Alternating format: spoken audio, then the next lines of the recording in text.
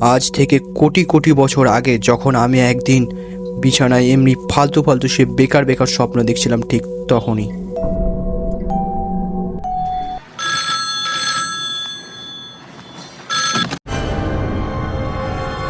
Hello. आप कौन? कहाँ लगाया फोन? आपका क्या नाम है? हमसे क्या काम है? आपके पास नंबर आया कैसे? मैं चंदू सोलंकी बोलता हूँ। আরে হ্যাঁ হ্যাঁ, চলো ভাই বলো।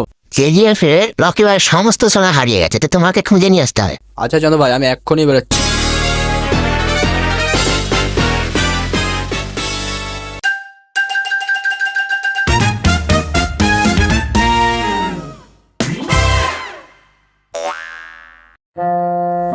তারপর আমরা রকি ভাইয়ের সোনা খুঁজতে বেরিয়ে পড়লাম রাস্তায় এবং গাড়ির জন্য ওয়েট করতে থাকলাম।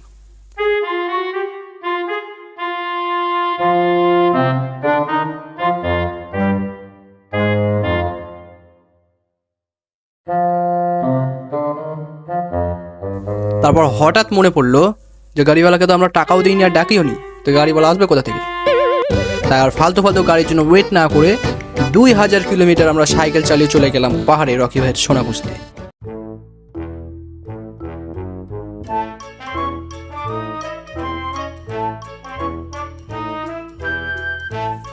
বাট এ কি, এখানে এসে তো দেখি অলরেডি অনেক লোক এসে হাজির, আর তারাই আমাকে বললো যে রকি ভাইয়ের সোনা তো ওখানে নেই, রকি ভাইয়ের সোনা তো জলে ডুবে গেছিল।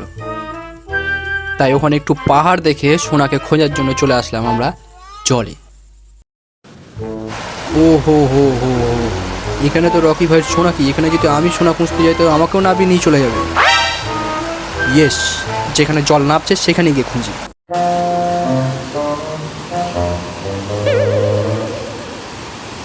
এখানে এত জলের স্রোত, এখানে সোনা খুঁজবো কি করে? Yes, I have a grand idea.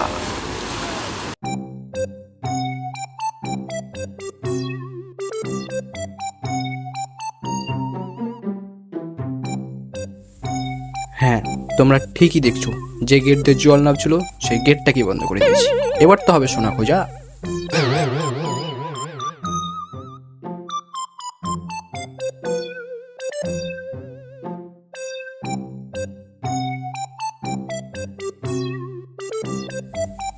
But সোনা কোথায়? সোনা তুমি কোথায়? এক মিনিট, এই লোকটা হিরো আলমের মতো দাঁড়িয়ে এখানে কি করছে? আরে সোনা এখানে নেই, সোনা সমুদ্রের জলে ডুবে গেছিল। তাহলে আমি এখানে দাঁড়িয়ে কি করছি? চলো সমুদ্রে।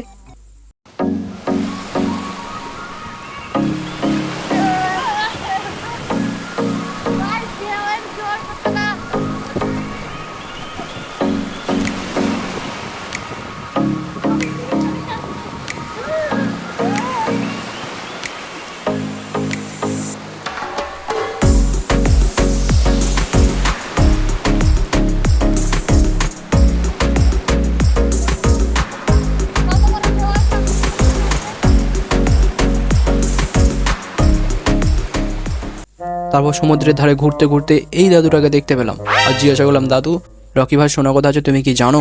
দাদু বলল, আমি নিজেই যাচ্ছি রকি ভাইয়ের সোনা খুঁজতে, আগে পুজো আসি আমি, তারপর তোমাদেরকে বলো। ওকে।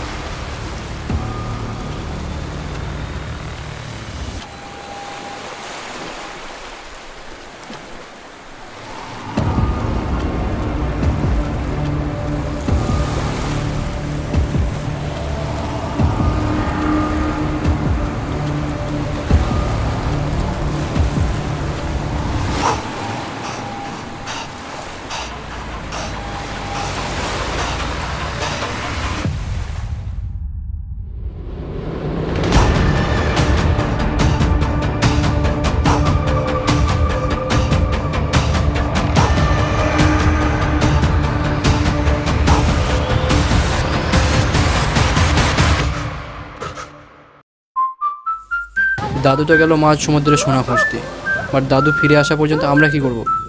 ততক্ষণ আমরা সমুদ্রের ধারে ধারে সোনা খুঁজি।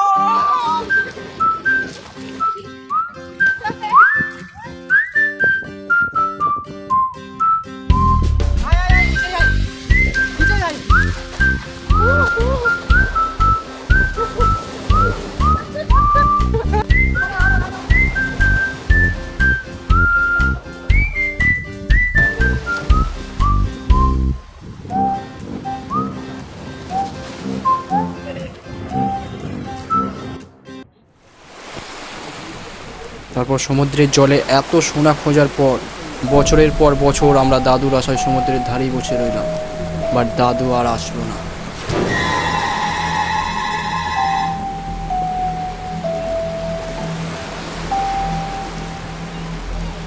তাই আমি আর বসে না থেকে নিজেই চললাম মাঝ সমুদ্রের সোনা খুঁজতে। তারপর মাঝ সমুদ্রে এসে এপাং ওপাং ঝপাং করে সমুদ্রের জলে ঝাঁপ। জলে নামতেই দেখিয়ে কি, এই তো সেই জায়গা যেখানে রকি ভাই আর তার সোনা ডুবে গেছিল। তারপর এই লোকটার সাথে দেখা হলো, আর এই লোকটাকে জিজ্ঞাসা করলাম, রকি ভাইয়ের সোনা কি এখানেই আছে? এখানেই আছে, তবে নিজেকে খুলে নিতে হবে।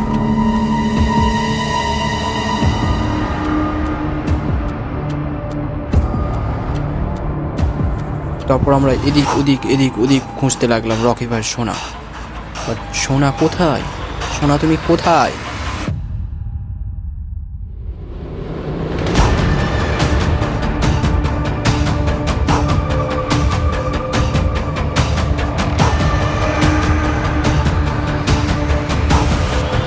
তারপর কচ্ছপ কাকুর সাথে দেখা হলো। ও কচ্ছপ কাকু, রকি ভাইয়ের সোনা কোথায় আছে জানো?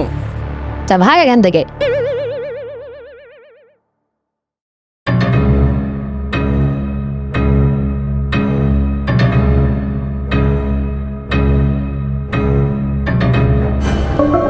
তারপর হঠাৎই এটা কি দেখলাম, এই জাহাজেই তো রকি ভাই ডুবে গেছিল, আর সোনা সব এই জাহাজেই ছিল।